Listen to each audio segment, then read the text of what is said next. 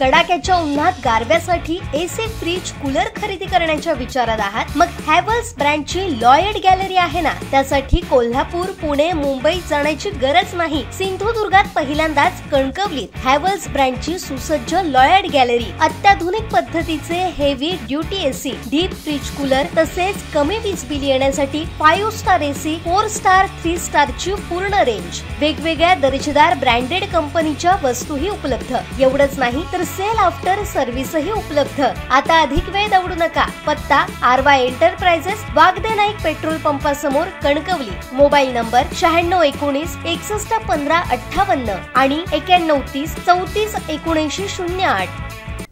सध्या कोकणात तापमानाचा पारा कमालीचा वाढलाय.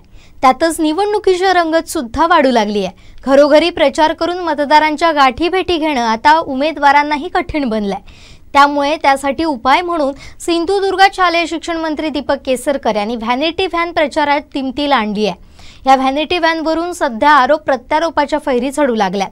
पाहुयात व्हॅनिटी व्हॅनवरून केसरकर आणि राऊत यांच्यात रंगलेला हा वार पलटवार. आमची पांडुरंग सर्व्हिस मस्त चाललेली आहे, पण दीपक केसरकर काय किंवा नारायण राणे काय यांना व्हॅनिटी व्हॅनची गरज भासते.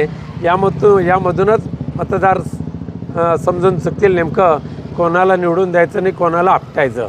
व्हॅनिटी व्हॅनमधून मी प्रचार करत नाही. तर रात्री मी समजा चौकूला माझा प्रचार संपला तर चौकूला का हॉटेल नाही. पूर्वीच्या काळामध्ये मी माझ्या कार्यकर्त्यांच्या घरी राहायचो, त्यांना माहिती नसेल.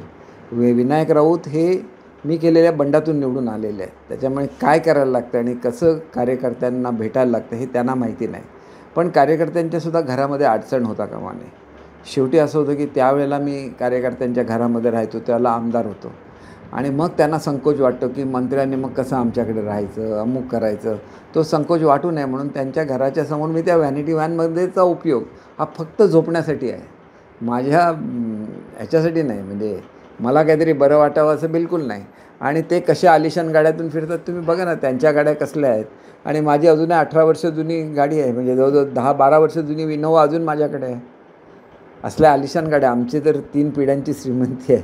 अशा गाड्या आमच्या वडिलांच्याकडे 7-7, 8-8 गाड्या असायच्या, इम्पोर्टेड गाड्या असायच्या. मी कधी हे म्हणजे खरं तर मी माझ्या सगळ्या उद्योगधंदा सगळं सोडून मी लोकांसाठी जीवन वाहून गेलेलं आहे. ज्याला कधी परत ईश्वर संधी देईल त्याला पुन्हा एकदा ते वैभव उभं करावं आणि त्याच्यामधून लोकांना रोजगार द्यावा, एवढीच माझ्या मनामध्ये इच्छा आहे. कारण आमच्या आजोबांच्या काळामध्ये 2-2, 3-3 हजार कामगार आमच्याकडे असायचे.